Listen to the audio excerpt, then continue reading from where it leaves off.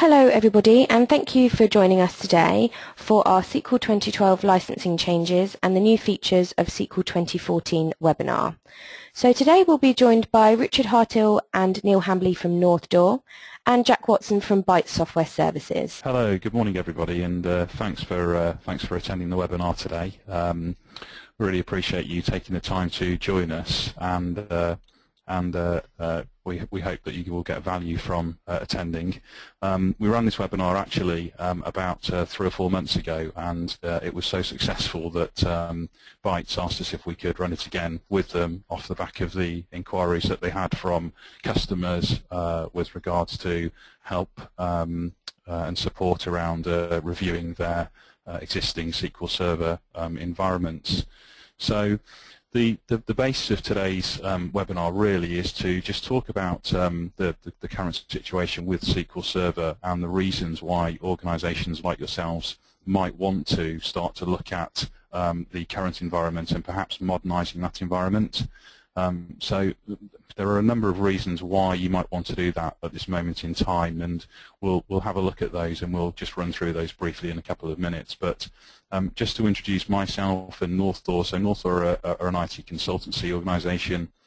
We're based in the City of London, and as you would expect, we have various accreditations from Microsoft covering business intelligence and data platform, SharePoint, and application development, and have lots and lots of experience working with data and allowing organizations to get the most out of their data from a securing and reporting perspective. So we've been speaking for the last 6 months or so, I guess, to organizations about modernization of their SQL environments, and this is off the back of a number of different reasons.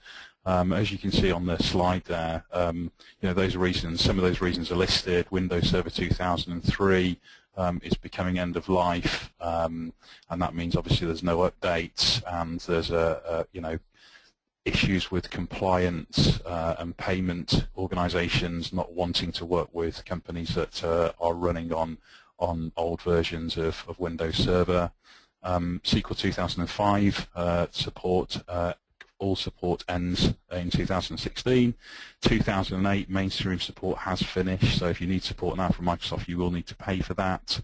There's been major enhancements, as I'm sure a number of you are aware, in SQL 2012 and 2014, and the SQL product is now being recognised as a major competitor to the other products, database platform products that are out there. And if you look at the statistics in terms of its security, in terms of its features and functionality, in terms of its enhancements over the last product releases, you'll see that's been a real push from Microsoft to just get ahead of the competitors, basically. So one key reason we're talking to businesses at the moment is about licensing costs, and that's because Microsoft have changed the way that they license SQL from the 2012 version upwards. So previously, you might be looking at server cows, user cows. You are now looking at core licensing model, and that does potentially mean that if you were to leave your estate and environment as it was, and you were coming up for a true-up, or you were coming up for a license anniversary, there could be substantial cost increases when you come to do that. So looking at ways to consolidate your estate, looking at ways to use new virtualization techniques to reduce the numbers of servers that you're running, and to utilize the new technologies that are out there and the new hardware that's out there, such as flash storage and all the rest of it.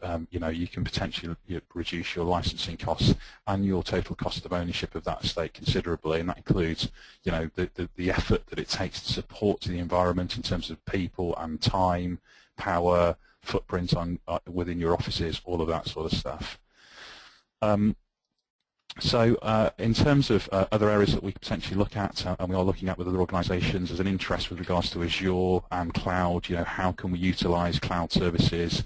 Can we use it for test and development? Can we use it for disaster recovery? There are certainly conversations there. Can we use it for production in some instances? So there are conversations worth having there as well. And also software assurance, license mobility, virtualization rights. There are changes to the licensing that allows you to do things now that you couldn't previously do. So on the back of that, I'm going to be handing over to Jack Watson. Jack's going to be talking to you about the change in licensing in more detail. Jack works for Byte Software Services and has a huge amount of experience around SQL licensing and licensing in general. And then he'll hand over to my colleague Neil Hambley, who'll start to talk about the features and functionality and SQL as a whole.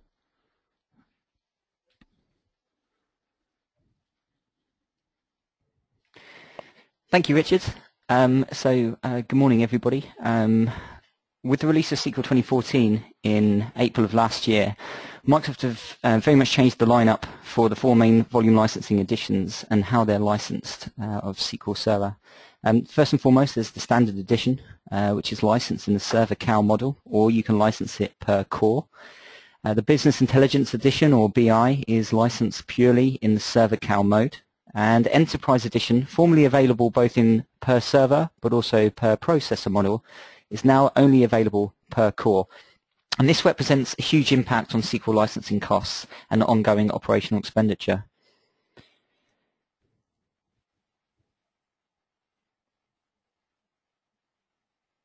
Now, at a high level, this is really what you've got to watch out for. There's new failover rights with SQL 2012 and 2014 for physical servers in an active-passive mode.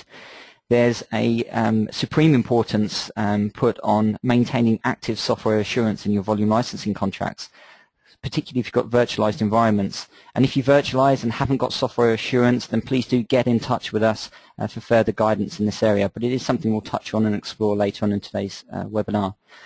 The new core licensing model significantly impacts the new deployments, upgrades, and any new license agreements, as well as hardware decisions that your business might take. Customers with anything above a quad-core processor are really getting a shock, and we're going to go into a little bit more detail in terms of the hows and whys around that. So the other thing you want to focus on and want to watch out for is identifying SQL Enterprise licenses or some legacy SQL Server licenses and those entitlements that you've already got, and how you can use those old licenses to cover the topology of your SQL estate both now but also for your target environment. And we're going to explore that a little bit further, give you opportunity and risk assessments based on your own individual and unique licensing positions as an output of this webinar and an offer out to the community. So let's start with a whistle-stop tour of the licensing metrics that underpin SQL 2014. In SQL cow mode, you license the server that you've installed SQL on and any of its components. So whether that be analysis or reporting services, if you separate these components of SQL, then you'll need a license for every single physical or virtual install. Then you require a user cal or a device cal for any user or device that directly accesses or indirectly accesses that SQL database or service. And the key is to be wary of these multiplexing environments whereby SQL is the back-end database for an application, whereby you need cals for access, even though people aren't accessing it directly. So perhaps they're accessing an Microsoft application that draws on SQL services. You'll still require a SQL client access license. Now, for externally facing SQL databases, you need to be mindful of the cal requirements there for both users and devices. And if you've got a quantifiable number, then you can continue to license in a per cal model. But if it's an unquantifiable number and it's externally facing over the internet, for example, then you may have to move to a core-based licensing model. And this can typically be an unknown or a substantially large number of licenses required to cover this particular environment. Under the new per-core licensing model, each server running SQL Server 2014 software or any of its components must be assigned the appropriate number of SQL licenses. And these core licenses are pretty much, we can break down the licensing discussion into 2 areas, both physical and virtual. So let's look at the physical first. You have to license all the physical cores in the server. You have to license all the physical processors with a minimum of 4 cores. And when licensing in the per-core model, you negate the need for purchasing SQL client access licenses, so it's perfect for those externally facing servers. And there's a key change here in that you need to active software assurance in order to license the passive failover server. So anybody upgrading or renewing software assurance as part of their Microsoft licensing contract, or indeed buying any brand new 2014 SQL licenses, you will be affected, and it's something you need to be mindful of. On the virtualization side of things, it's commonly seen as the most complex licensing scenario, but it's nowhere near as difficult as sometimes Microsoft and their partners can make out. There are pretty much two ways of licensing SQL in a virtual environment. You can license per virtual machine, or you can license per host. Now, when you're licensing per VM, you need to ensure that you license the number of virtual cores assigned to each of those virtual machines. And you need to take care to cover the minimum of 4 cores per VM. You'll need to purchase with software assurance if you use things like DRS, or you want mobility for that virtual machine to move across multiple hosts. And you don't want to be restricted to the 90-day reassignment rule that licenses typically hold. If you have hyperthreading turned on, then Microsoft say that every virtual core maps to a thread.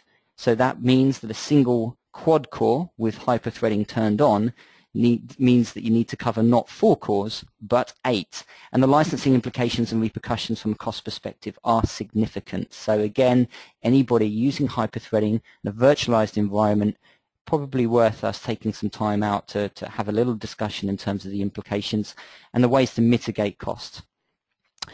When licensing on a per host basis, you can effectively stack the licenses to cover the total number of SQL VMs that run on each host. So you can buy a standard server license for each individual virtual machine, or you can buy an enterprise core license. And an enterprise core license, each license covers 2 cores. And if you have a 2-core license on a host, then that will ultimately cover you for 2 virtual machines. So if you hit the 4-core licensing minimum for licensing each individual processor, you're going to achieve a VM coverage of 4 SQL virtual machines per host by licensing in that manner. And the key here, and again I referred to it earlier, is the value of software assurance in this. And software assurance in the past very much seen as the new version upgrade rights for SQL, but it is core and integral to the licensing and the best commercial way of licensing a SQL environment by purchasing software assurance, particularly if you've got a virtualized infrastructure. And the reason for that is if you license all the physical cores in your hosts with Enterprise Edition and you purchase with software assurance, then you receive unlimited virtualization rights, and that can significantly reduce your licensing costs, particularly if you're using license mobility and high availability within that environment. You've got to cover all the physical cores in all the hosts, and Microsoft don't recognize any soft partitions in order to restrict the number of cores that are presented to those VMs. So it's very important to just to take note of that particular area. Now, if you're leveraging cloud or you're having a cloud strategy and looking to employ SQL in that type of environment, then you need software assurance in order to burst out into that cloud service. And software assurance mobility is key in terms of optimizing how you're consuming and licensing cloud-based services. That's not just on Windows Azure, but on AWS, or indeed VMware's vCloud AS service or a third party.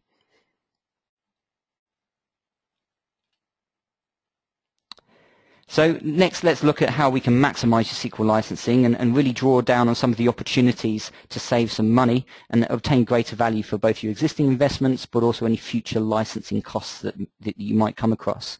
And we can pretty much break this down into 3 areas. So the first area is renewing software assurance itself. You can maximize the normal migration from a per processor model to a per core model, from not just receiving a grant of 4 cores, but potentially in many cases up to 10 core coverage. Now, the number of core licenses that a customer is eligible to renew is based on the addition of SQL Server that's licensed and the number of cores that are present where that license is currently assigned. Now, when that software assurance expires, we have the ability to migrate those licenses for you as part of the software assurance renewal. And ultimately, this means that you could more than double your SQL license entitlement and negate the need to purchase any additional SQL licenses in the future by simply maintaining software assurance and going through this migration exercise with Bytes.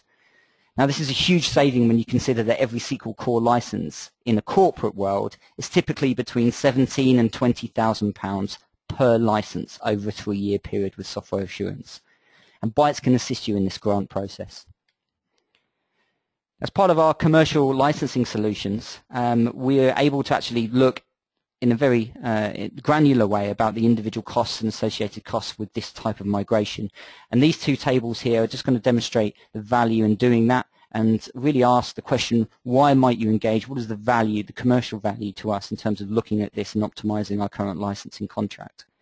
Now, with enterprise server licenses no longer publicly available on a per server model, anybody with an existing or pre-existing enterprise agreement or enterprise enrollment for application platform or EAP type contract have a last gasp chance to purchase these licenses and save an incredible amount of money. So the blue table shows the old processor costs annually over a 3-year period. And for a physical 2-processor server with quad core, the license cost is approximately £58,000. Now, under the new core licensing-based model, a 2-core pack license is roughly about £5,000 per unit on an annual basis. So that's a little bit more than £11,500 annually for a single quad-core processor. That's obviously taking into account the minimum 2 licenses in order to get your minimum 4-core coverage per proc. Now, so that's the same server, the same specification, and it's £69,000. So that's a 17% increase over a 3-year period. 2 different ways of licensing it. One is the historical way, the other is the new way. And anybody purchasing or obtaining quotes for new projects or new licenses is going to be quoted first and foremost on that bottom row, whereby it's costing £69,000, and they may have the potential to leverage this £58,500 option. Multiply that across the scale of your deployments over a 3-year term, significant amount of money that is there available to be saved. Now, the next one to look at is taking into account the red table, which shows the old SQL Server Enterprise per server cost. And for those still eligible to purchase, there's a huge opportunity here. So it's the same server, the same specification, but under the server cow model, it's £10,000 rather than the new license model that's up to £69,000. Now, assuming this is an internal server, it's an enormous saving in order to leverage it on the historical per server cow model rather than moving to cores. Now, this is indicative of the opportunity some of our customers have. Daily, we're having these type of conversations that are yielding significant savings and also future-proofing licensing costs. And in many cases, it saves customers hundreds of thousands of pounds. Again, pricing on this level is Microsoft's entry level for a corporate enterprise agreement, but it absolutely transcends to other volume license agreements as well. Now, there are also opportunities to reduce software assurance coverage as well, and the costs of maintaining active software assurance are significant, and they may be chances to eliminate the need to continue SA on your existing licenses. Now, the key to ensure this is that you don't already partake in a software license agreement that forces you to contractually purchase your SQL licenses for software assurance. So actually looking at the volume license contracts that Microsoft have out there that allow you to purchase SQL, some of them eliminate that choice in favor of getting a better discount. But when you extrapolate that across a 3-year period, it's really integral to know how you're going to consume, grow, consolidate your SQL environments in order to make that informed decision. And that goes beyond a standard cost modeling exercise. And that's something that North Door and Bytes, again, can get into the nitty-gritty of. Now, time and time again, we're coming across with Microsoft lots of customers who are unaware of these contractual obligations of their license agreements and their true-up mechanisms. So again, this is another area when looking at your actual deployments of SQLs and your future plans and mapping that effectively to the volume license agreements that you own. Always remember that you're no longer going to be available for the software assurance benefits if you cease software assurance coverage on SQL.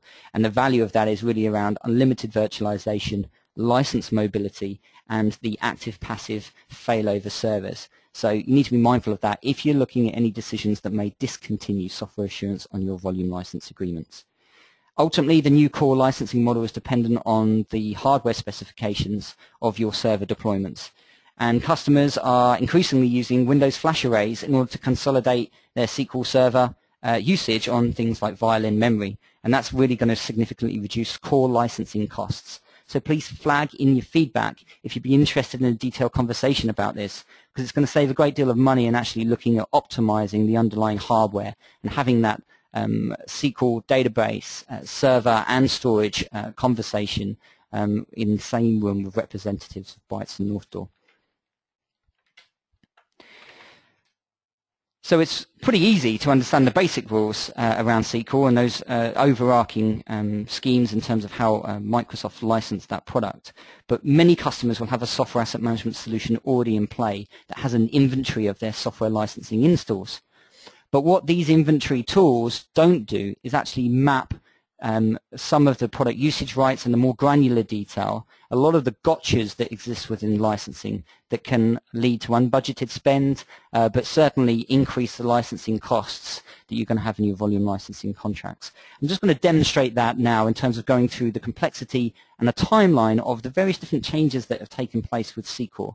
And a lot of customers will be affected by this because ultimately, within the complexity of SQL volume licensing, what you've got is each SQL release has its own set of additions, licensing metrics, product usage rights, and licensing costs. And to add to this level of complexity, the latest rules of licensing SQL 2014, customers need to be aware that the product usage rights for the original license version and edition apply even when you use downgrade rights. So if you buy SQL 2014 and you downgrade and do an install of SQL 2008, it's the 2014 rules that will apply. And those are going to be different if you're purchasing on a transactional and ad hoc basis, whereby your licenses are purchased at different points, at different versions, at different editions, under different contracts.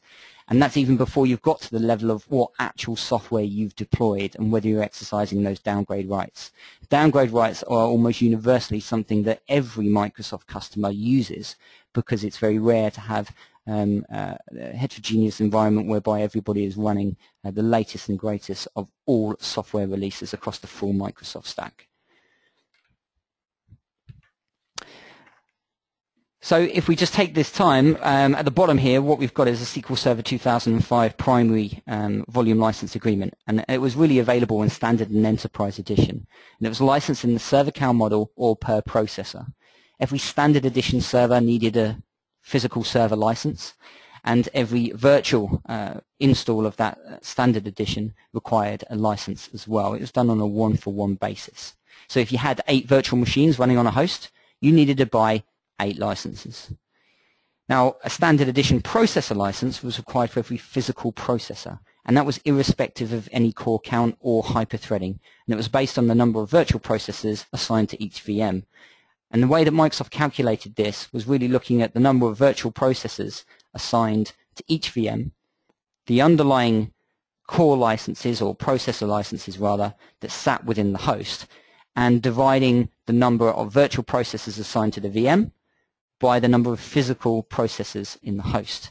And if that threw up a flat fraction in terms of the calculation, you simply rounded up, and that was the number of licenses that you had to buy. This is still a metric that you'd need to take advantage of, or certainly be aware of, if you're continuing with SQL 2005 installs on a proportion of your estate. Now, the Enterprise Edition server was licensed on a physical one-for-one basis, where you would buy 1 license per physical install, but each license would grant you 4 virtual machines. So if you had 8 VMs on a host, you just buy 2 SQL Enterprise licenses, and that will give you your 8 virtual machine coverage. If you purchase with software assurance, then you had those unlimited virtualization rights. Now, the key thing here at this level was that there was no license mobility when you were licensing SQL virtual machines. So if you bought Enterprise Edition, that SQL VM could move. You didn't need to maintain software assurance in that instance. And when SQL 2008 came along, all the licensing metrics were pretty much the same, but you could get the license mobility with that Enterprise Edition, and it was formally within the product usage rights that you were able to do that. And this made SQL virtualization far more cost effective. So if we go to the next stage and we look at SQL 2008 R2, when that came out, Enterprise Edition licenses for software assurance no longer gave you unlimited virtualization rights. And you had to purchase a brand new license, which was a SQL Data Center license, in order to get those rights. And they were licensed on a per processor basis. Then SQL 2012 comes out. 2 years later, and Microsoft eliminates SQL Data Center Edition altogether. So there'll be a lot of customers who perhaps have that Data Center Edition from previous purchases, can benefit from those unlimited virtualization rights, but can no longer obtain them in today's volume licensing models. So over and above this, within the SQL 2012 conversation, you'd have to license all the physical cores in all your virtualization hosts in order to get unlimited virtualization rights, and you'd have to buy with software assurance. And if you were using the Business Intelligence Edition, then basically the functionality was exactly the same in terms of virtualization terms from both Standard and Data Center Edition. So from 2012 and the 2012 release, all SQL license editions have license mobility through software assurance and the ability to license each individual virtual machine. Purchasing with software assurance will give it the ability to move across multiple hosts. But you need to take care of the new core licensing model. So what's given with one hand is taken away with the other in terms of ultimately the cost of licensing your SQL estate. Now in the latest release of SQL 2014, we've discussed core licensing and the impact that it has, and the requirement for you to license a minimum of 4 cores per license, and your requirement to license the total physical core count in all your hosts with software assurance if you want unlimited virtualization. But what if you purchase a SQL 2014 license today and you deployed that as a SQL 2008 license? Now in that instance, it's very common for a lot of customers whereby actually you've had to adhere to the licensing terms and conditions of SQL 2014, because ultimately that's a license that you purchased. The fact that you have a deployment of 2008 just means that you could be an organization that has SQL 2008 across the entire business or a significant footprint within your business, and half of that deployment could be 2008 licenses adhering to those terms and conditions and rules. The other half could be 2014 licenses that you've bought but then downgraded to 2008, and they need to be licensed in an entirely different way. So how can you keep track of that purely through a software asset management tool? The answer is you can't. You need that level of consistency in terms of consultancy, understanding the rules and the metrics behind it, and a managed service to actually understand the ever-changing landscape of SQL in a virtualized environment. Now with that, what I'll do is I'm just going to hand over to Neil, who's just going to take us through a little bit more about the SQL 2012 capabilities. So good morning, everyone. Hopefully you can all hear me okay. So good morning, my name is Neil Hambley. I'm the SQL Server Technology Evangelist at North Door. I'm going to now take you through some of the capabilities in the SQL Server platform. 2012 is the first one that we're going to go to. I'm just going to, so the SQL Server 2012 capabilities, obviously we can see the 3 different editions that exist for that specific version of SQL Server. And starting at the bottom ends, we have the standard edition. And this has a number of kind of basic capabilities, the basic OLTP engine, some multi-dimensional reporting for kind of business intelligence, and also reporting services. And it also is available in a 2-node failover cluster and is limited in the amount of server core or CPUs that it can actually access. This is 16, and a 64K gigabytes RAM maximum limit as well on that. And we also have the development tool interface for developing into that. When we go to the kind of tier above that, we roll up all of those capabilities from the standard tier into the business intelligence.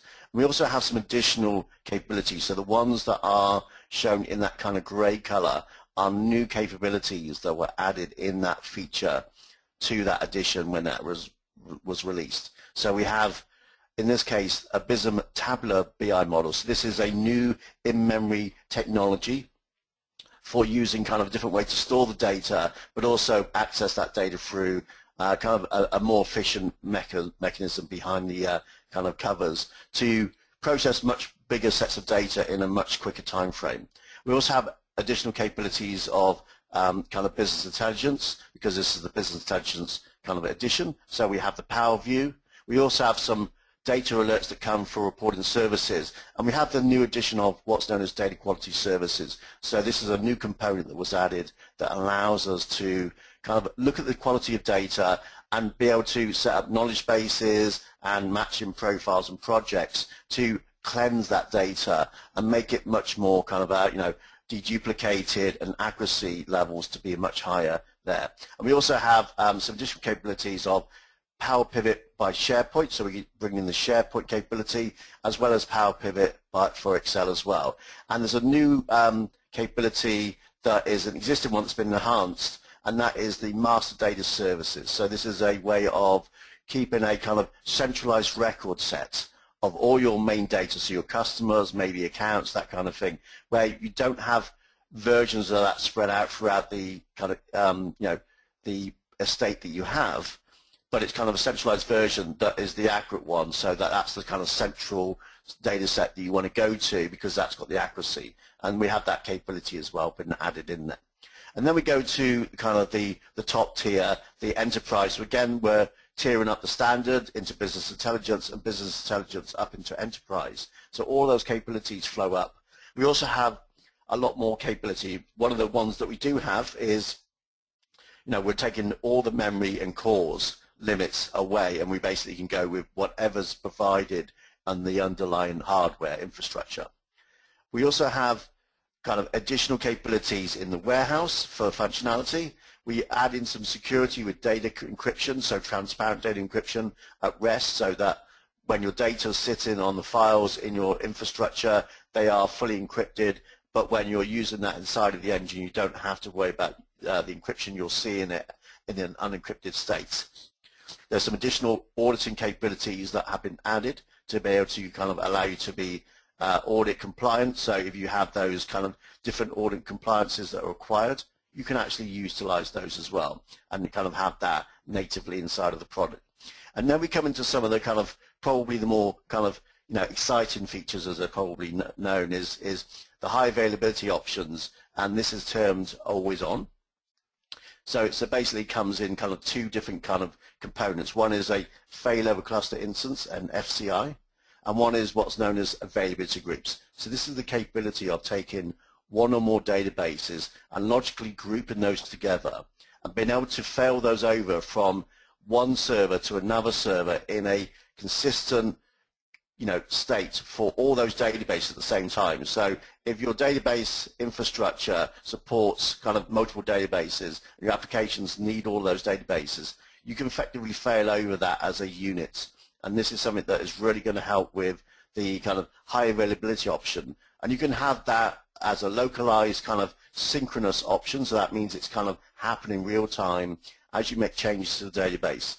These changes are actually happening on multiple instances in your infrastructure. And you have what's known as a asynchronous method, and that is a kind of a slight latency to that. It's kind of slightly behind the curve, but it allows you to have a much more resilient data recovery strategy. So you can have these in different data centers, for example, or even in a cloud offering, whether that's a public or private cloud. And then in the kind of in-memory technology, we have some what's known as the X-velocity in-memory technologies, and this was something was termed as column store. So it was a way of storing that data in a different technology format that allowed us to really kind of increase the performance speed, and we were seeing times like 30 or 50 times performance increases in existing process, and this is usually with the large data sets that we were seeing. So that's kind of the first kind of capability overview that we're having a look at here. What I'm going to do now is just kind of quickly capture on one of the increases and kind of the new capabilities in 2014, which is known as in-memory OLTP. And this has also got the kind of code name of Hackathon, which some people tend to use as well still. And what this basically is allowing the traditional data structures that are an OLTP format, so very quick transactional processing.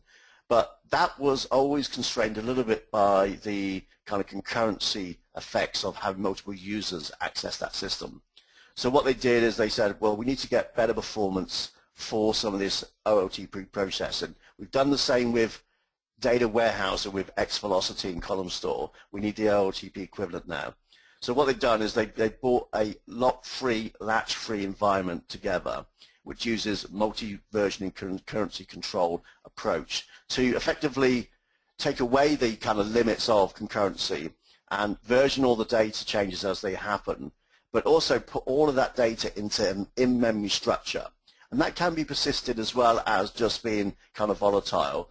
And what happens is then that gives a dramatic increase in performance. We've seen effectively the word hackathon should mean really target.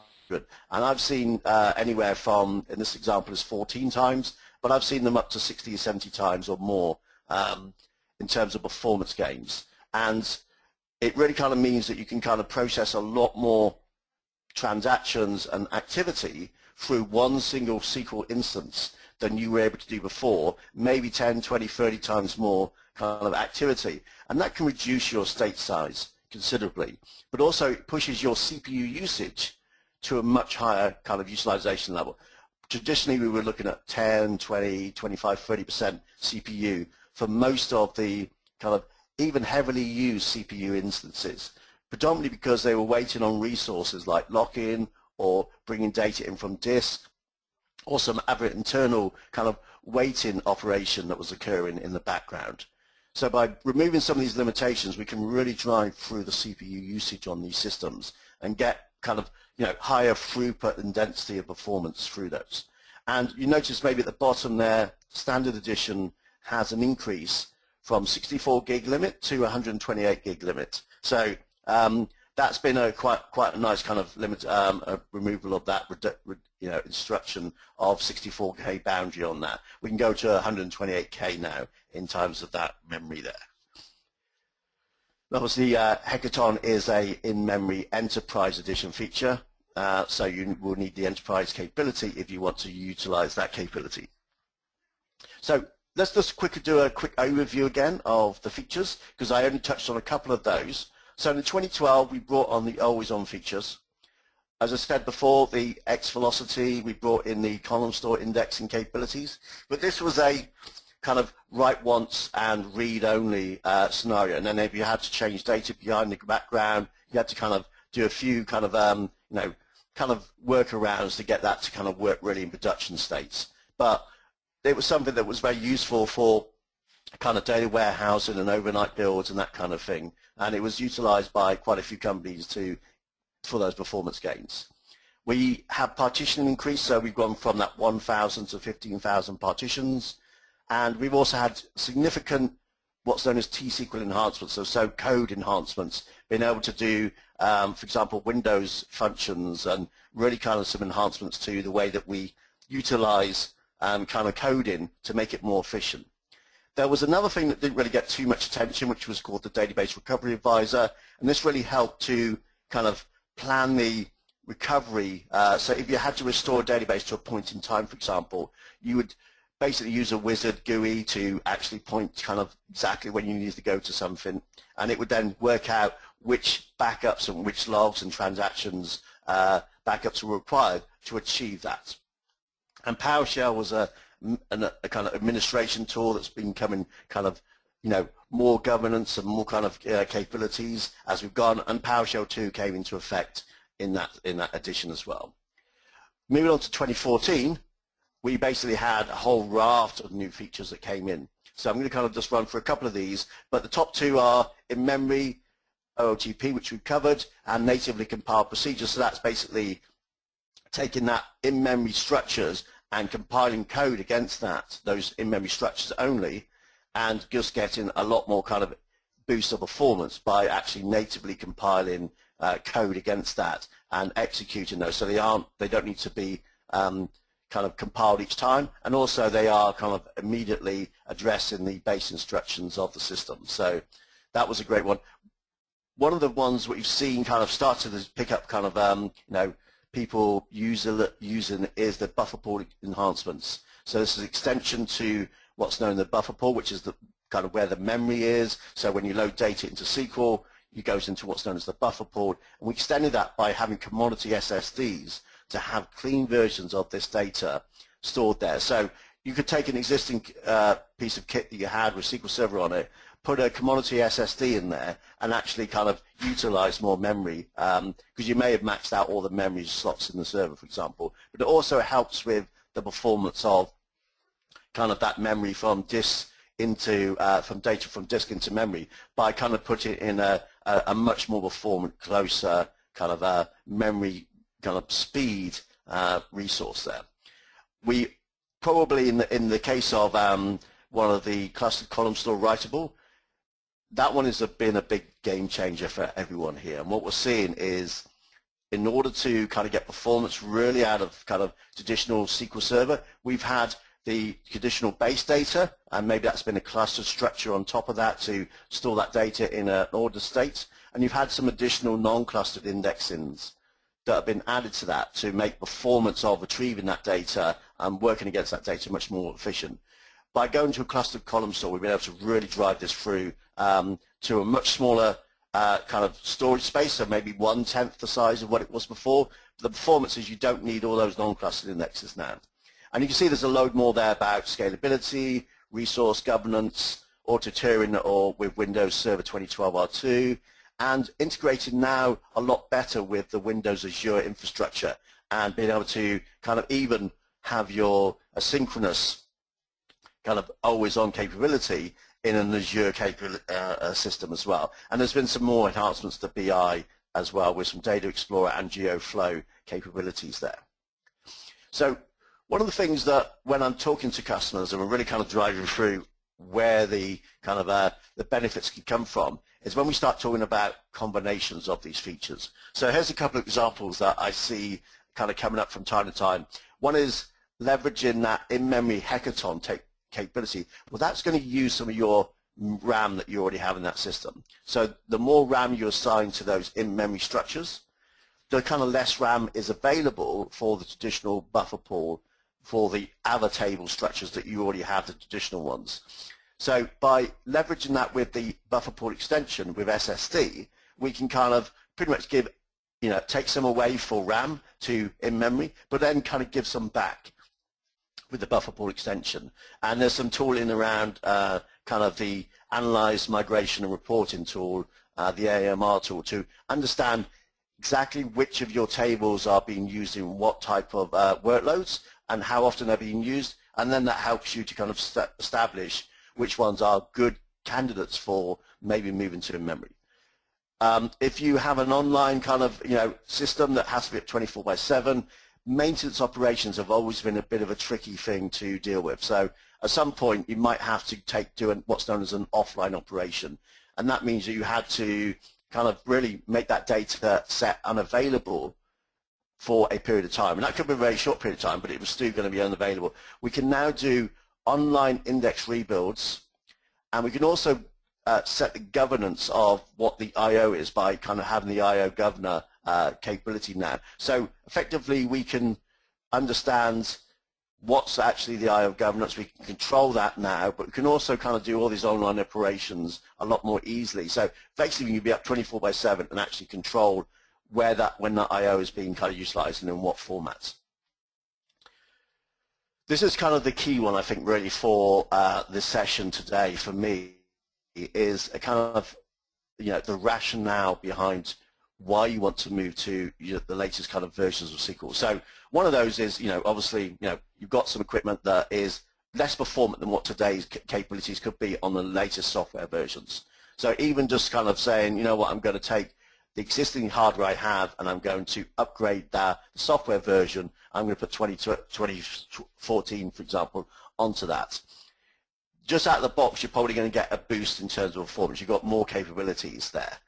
So that's really going to help you. But some of the other rationale behind that is 2008 and the R2 capability and 2005 are now coming out of support. So both of those are now out of mainstream support and are in what's known as extended support. So there's a cost associated with that from Microsoft if you have to open support cases. But also 2005 in April of next year actually completely comes out of the SQL kind of supportability framework. So there's no longer, it's like end of life at that stage. And if you have any 2005 instances, these are ones definitely you need to be looking at kind of upgraded. If you have 2000, again, same place, you need to be upgrading those as soon as possible or understanding how to do that. So one of the ways we look at doing this is understanding when we're doing that migration, what kind of consolidation potentially can be done. So you might have an array of single kind of databases on each of the individual instances, and you have all these different VMs or physical servers that are utilizing that. So low usage on each of those. Most of those can probably, from a consolidation viewpoint, be consolidated into a much smaller number of instances to support those workloads. So if you're licensing on a per instance basis, and you can take, say, 50 instances down to 10 or 15 instances or even less, then that's going to reduce your licensing need. But what you may find then is you can then step up to the enterprise edition and get those additional kind of performance capabilities that come with that edition, but also the kind of manageability and the kind of the other aspects like, you know, recoverability of the server, high availability, disaster recoverability. There's lots of kind of rationale for maybe moving to the latest version, but also maybe stepping up from standard to enterprise and kind of leveraging some of those newer features like always-on capability or in-memory technologies, which all require the enterprise feature set. Now, I'm pretty sure that you're not probably running servers that are 15 years old. Maybe you've got some that are kind of 10 years old, and as we come closer and closer, you probably don't want to be running servers more than kind of 3 or 4 or 5 years old.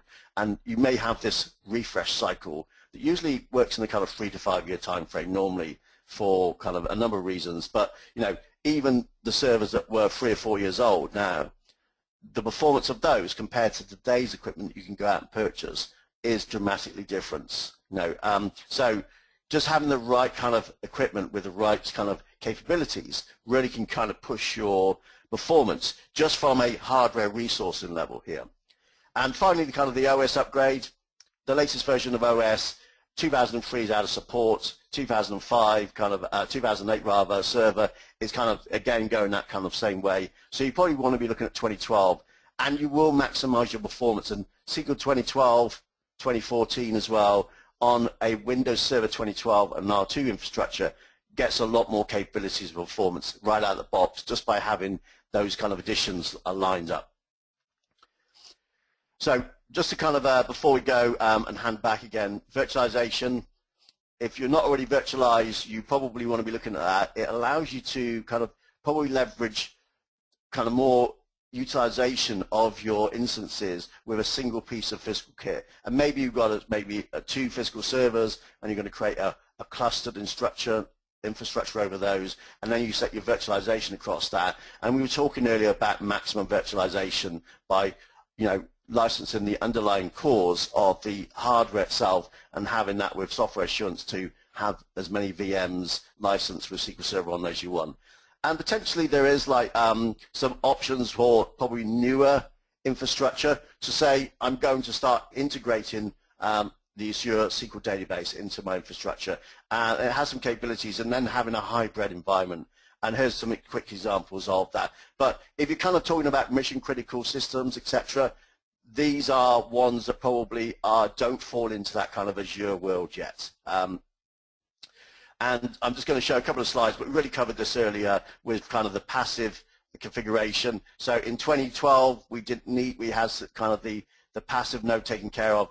In 2014, as Jack said earlier, that's kind of really now a different story, and you need software assurance to get that passive node license under that scenario here. So you need to kind of be aware of your additional licensing requirements for your passive nodes. And if you have multiple passive nodes, like a second or third or fourth instance, then you will be licensing each of those individual instances as well. And if you're not aware of always on and disaster recovery, here's a quick screenshot to show you kind of the native kind of capabilities internally inside of the management tooling about showing how those replicas, as they're known, kind of are synchronized and giving you kind of a health view of that, and showing that you can have different data centers and actually spread this failover cluster across both with a multi-subnet cluster and have an availability group spreading over that. And it's a great set of technologies that a lot of people are leveraging into now. So hopefully I've given you a little bit of a flavor of some of the capabilities. It's something that we probably need to sit and talk about in a more detailed about your own estate at some point. But I'm going to pass now that back to Sarah and to Jack. Thanks, guys. So you should have the screen back to yourself now. Thank you, Neil. In light of the complexity of new capabilities within SQL, as well as the licensing, there's pretty much 4 calls to action and key areas for your consideration. And the first is to look at a review of your SQL estate for potential opportunities and risks within it. Now, this isn't an audit, and information is not shared with Microsoft or any other vendor for that matter. It's just advice on how best to analyze your software assets. We're looking at inventory and analysis of your SQL estate, so whether that be the software installed versus the licenses that you own. Take into account all the variables that make SQL licensing complex that System Center Configuration Manager or Tiris, Snow won't pick up and won't be able to inform you of. And then look at the overarching licensing implications of your live environment, but also any future and forward-moving planned projects. Second area is really to look at how to maximize the value from your SQL Server licensing. It's an expert evaluation of your software licensing contracts, looking at your contractual obligations, your mandatory annual true-ups, and your software assurance renewals. Prepare you for any upcoming contract negotiations, and then optimize both existing license agreements as well as newly negotiated license agreements to ensure you're getting full value for your software assurance investments and your license purchases. Now, SA migrations is going to be key as part of this in terms of the transition from what has been a historical server cal or processor model to the new per core world of volume licensing. And the third area is to look at planning service days and application platform workshops. And what we can do within this area is leverage your SQL Server Deployment Planning Service Days, or SSDPS days, which are effectively software assurance benefits that you will receive by purchasing software assurance under your Microsoft licensing contracts. That's effectively free consultancy for assistance in the planning of any SQL changes that you might have in the future. We'll be looking at the licensing implications of live and planned projects within that piece of work, but it's all about how best to migrate on-premise licenses from one version to the next, looking at upgrades as well as consolidation within your infrastructure. And it basically involves a concise and tailored document that states your objectives, any future considerations, and then provides you with advice on your current investments and utilizing your current assets. And fourth, and really lastly, is a call to action here is an opportunity to understand how you can consolidate, reduce the impact of this move to core licensing, and improve the overall performance of your SQL estate. So what we can do is drill down and actually look at the SQL workloads and whether any of these would be suitable for movement to the cloud, whether that's on Microsoft Azure platform. And we've got specialist cloud solution specialists who have a great deal of experience in this area. So we can look at SQL mobility and the licensing rules that exist in terms of taking those workloads on-premise and moving to them to a hosted third-party infrastructure or cloud-based service.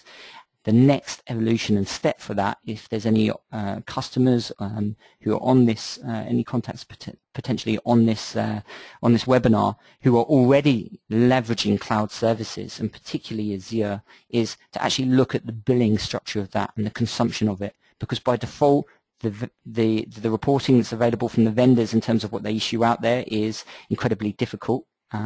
It's very complex and actually isn't very clear in terms of how you're consuming those services, against what, and particularly if you're doing any chargeback or you're looking to charge across the business in terms of having that visibility of who's consuming it, how they're consuming it, and the associated cost. Those are also areas that we can evolve and look into. And furthermore, to add into that whole cloud piece, we're looking at the associated storage and a review of the storage and the technology that underpins your SQL databases, whether that's vendors like NetApp, but also looking at the very much what is the movement to a lot of organizations looking at flash storage as well as flash storage arrays such as Violin. So with that, I'd just like to hand back over to Richard and to bring us to a close.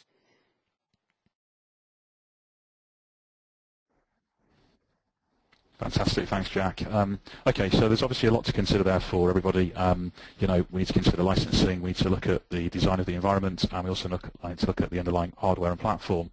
And you know, it can be a complex thing to do, and you know, Northler and Bytes do have a lot of experience working with organisations to help them to do that. And you know, we have realised over the last 6 months, year or so, that you know, for a small piece of project work that you know, that can ultimately be paid for by SQL Server Deployment Planning Services Days, if you have them available to you through the software assurance, can actually end up resulting in cost savings from a licensing perspective, from a support perspective, the manageability of the environment itself, becoming easier. There can be some huge benefits by going through quite a basic exercise, and there's some examples of the processes that we'd go through to get you to a point where you had some options with regards to some designs that are available to you. So you can see, obviously we need to understand the objectives of the organization and what you're trying to do with your data platform.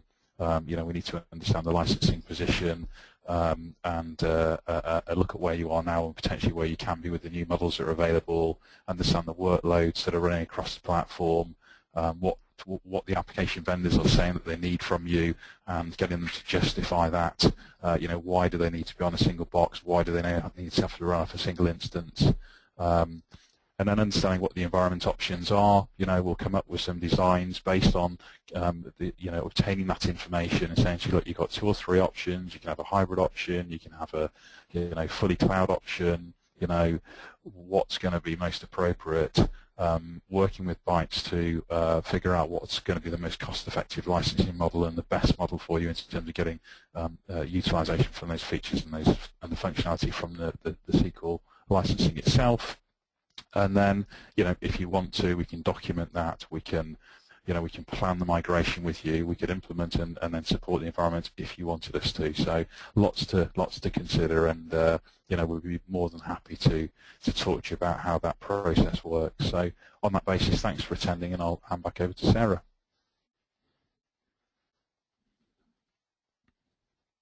Lovely, thank you very much. So we have had some questions come through, so we will just go through those quickly, and then obviously depending on who the best person to answer those questions is, we can obviously then open that out to the relevant presenter. So the first question that we've had come through is, if our Microsoft Volume Licensing Service Center login is showing we own 24 under SQL Server Enterprise Core, does that mean we actually own 24 packs of 2 cores, i.e. are we licensed for 48 cores? So thanks for that, Sarah. So in answer to that question, very simply, the Microsoft VLSE website and portal will show all your volume licensing purchases that you have permission to view. And looking within the summary tab within that particular portal, it will show you that information, and it will always show you the license count that you have. So to directly address that question, you will have, in this instance, 24 licenses, and each of those licenses are 2 core pack. So it's correct in that you'd have 48 core coverage within that. A key point to address within this is I would never advise anybody to use the VLSE portal as a software asset management tool or confirmation of full license entitlement, because it depends on what level of permissions you have against what agreements you've consumed. So effectively, hopefully that answers the question, but within the VLSE environment, you can view through license summary confirmation of any licenses you have visibility of, but it won't give you the full picture. If you do want a full picture, something Bytes can help with in the generation of what's called a MLS, or Microsoft Licensing Statement, and that's an Excel report that we can draw down for anybody who's interested. So just mark that as a particular point if you'd like us to do that on your behalf.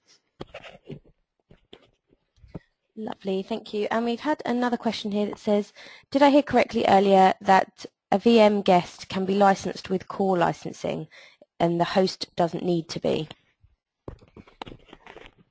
Yes, absolutely. So that's correct. You've got 2 ways of licensing, per host or per VM. So absolutely you do have the ability to license the individual virtual machines. Now this is something that's commonly overlooked by Microsoft and a lot of partners out there in the channel, in that they're not going to that level of granularity and detail. And what this really does isolate is a lot of customers may be told or might be assuming to purchase licenses to cover all their hosts. And when you're in a lightly virtualized environment with SQL, if you license on a per VM basis, it's a phenomenal saving in terms of the quantity of licenses that you'll need to purchase. So if you would like an analysis of that, then to address this particular question, we can do that and put some pounds or pence against that to show you how licensing in this per VM basis is going to save you money, and it's not going to restrict you in terms of the flexibility of your license environment. Lovely, thank you. And another question here that says, please, can you help me understand, if I want to license SQL 2014 Enterprise Active Passive on Hyper-V with 4 CPUs/16 cores, I need 8 SQL Enterprise licenses. So yes, absolutely. You'll need 8 enterprise licenses in order to cover you for that. So that's a relatively straightforward one there. What I would ask would be, if you look at any other instances of SQL you might have across that estate, there may become a point whereby it's better to look at a per host licensing model for you. So if that's something you want to look at, double check or entertain, again, it's something that we can address. But in answer to your question, yeah, you will need 8 SQL Enterprise licenses in order to cover that. One of the next questions is, in regards to the passive failover, how many servers can I fail over to? Would an on-site and off-site replication be licensed, or replica be licensed rather? In answer to that question, very simply, if you're licensing a physical active-passive server, let's say, for example, you're licensing it on the today's per core licensing model. You'd license the number of physical cores in the active server, and then what effectively you have is the ability to not have to license, because you've got active software assurance, up to the same number of cores on a second failover server. And hopefully that answers the question.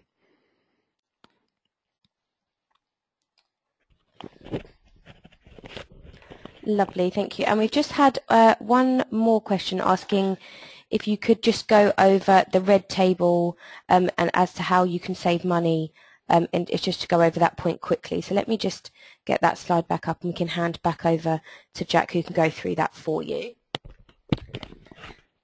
So to address this particular question, on the slide that Sarah's going to jump us over to, there was a blue and a red table on there. And with regards to the red table, effectively what we're seeing here is, with blue and red tables, there are 3 rows there, effectively of 3 different licensing types. At the very top, you can license SQL on a per processor basis. Next one down, license SQL on a per core basis, and then the red table is license SQL on a per server basis. That's 3 different ways that you can license SQL Enterprise Edition, depending on what type of volume license agreement you've currently got. Now, effectively, the point that which this slide is trying to make is, if you have a single server, which is 2 processor, quad core, so 8 physical cores within this server, this table isolates within each of these 3 different ways of licensing the associated licensing costs. So if you were to license that same server, a single server, 2 processor, quad core, on a per processor basis, it would cost you, under this particular volume license contract, 58k. If you were to license it under the per core model, it's going to cost you more, it's going to cost you 69k. And if you license it under what you may still have access to is a per server basis, that same install for the same rights, you would be able to license it for a little over £10,000. And what this really draws down is the difference that you have the exact same specification, the exact same install of SQL Database, and you can license it in 3 different ways depending on what type of volume licensing contract you've currently got. And there's an enormous amount of difference in terms of the associated costs and the impact there. If anybody has any of these environments, effectively what we can do as a collective, Bytes and North Door, is we can find out what your current volume license agreements are. We can find out the different licensing metrics that you are able to leverage, and we can demonstrate to you, mapped onto the actual topology of your environment, how we can save you money and how we can best employ these sort of things. Because typically that's the piece that's missed, is effectively we're looking to fill that void, which is a bridge between today's volume licensing terms and conditions, what it is you're actually using and how you're deploying it, and any historical information, any historical data or purchases that you've had and your current volume licensing contracts, in order to just simply advise you on the best and most cost-effective way of licensing that environment. And this example is something that we've come across a great deal over the last 18 months, and it represents a significant saving. Okay, lovely. So I think we've got time for one more question, which says, the option for per server licensing ends soon, I understand. When does this end? Effectively, if you're looking to buy, you'll no longer be able to purchase this per server licensing model if you're looking to enter into a brand new volume licensing contract. So to address the question in terms of when it ends, it entirely depends when you're in your current volume license agreement, what's in it, and when that ends. If it ends this month, then you have until the end of March in order to leverage this. First and foremost, what I would say is, if you don't know when your current volume license agreements end, and I would expect that many customers have certainly more than one, it's analysis that we can do. We can do that fact finding for you, identify any options and ability we have in order to purchase these licenses for you. And just as a bit of a due diligence exercise, it's something that's well worth doing because there's a significant amount of cost saving available there. Lovely. Well, that's all of the questions that we've got through today. So thank you very much to Neil, Richard and Jack for presenting for us. And as we said at the beginning, if you